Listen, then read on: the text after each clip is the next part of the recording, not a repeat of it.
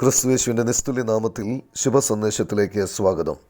വിശുദ്ധ വേദപുസ്തകത്തിൽ മത്തായി എഴുതിയ സുവിശേഷം 8-ാം അധ്യായം 20-ാം വാക്യത്തിൽ നാം ഇപ്രകാരം വായിക്കുന്നു: യേശു അവനോട്, കുറുനരികൾക്ക് കുഴികളും ആകാശത്തിലെ പറവകൾക്ക് കൂടുകളുമുണ്ട്, മനുഷ്യപുത്രനോ തല ചായ്പാൻ സ്ഥലമില്ല എന്ന് പറഞ്ഞു.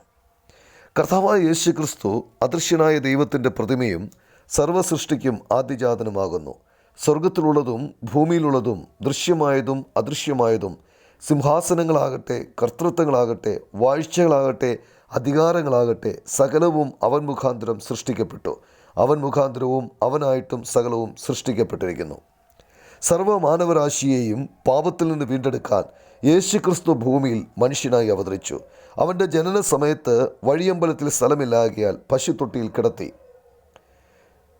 യേശുക്രിസ്തു നമ്മുടെ പാപത്തിന് പരിഹാരം വരുത്തുവാൻ നമുക്ക് പകരമായി കാൽവറിലെ ക്രൂശിൽ മരിച്ചു. അരിമത്തിയിലെ യോസെഫിൻ്റെ കല്ലറയിലാണ് അവനെ അടക്കം ചെയ്തത്.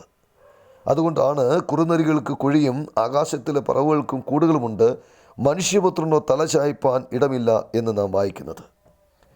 തിരുവെഴുത്തുകളിൻ പ്രകാരം മരിച്ചിട്ട് അടക്കപ്പെട്ട് 3-ാം ദിവസം യേശുക്രിസ്തു ഉയർത്തെഴുന്നേറ്റു. അവനിലുള്ള വിശ്വാസത്താൽ പാപക്ഷമ പ്രാപിക്കുവാൻ, ദൈവ പൈതലായി തീരുവാൻ നിങ്ങൾക്കും സാധിക്കും. ദൈവം നിങ്ങളെ അതിനായി സഹായിക്കട്ടെ എന്നാണ് നിങ്ങൾക്ക് വേണ്ടിയുള്ള ഞങ്ങളുടെ പ്രാർത്ഥന.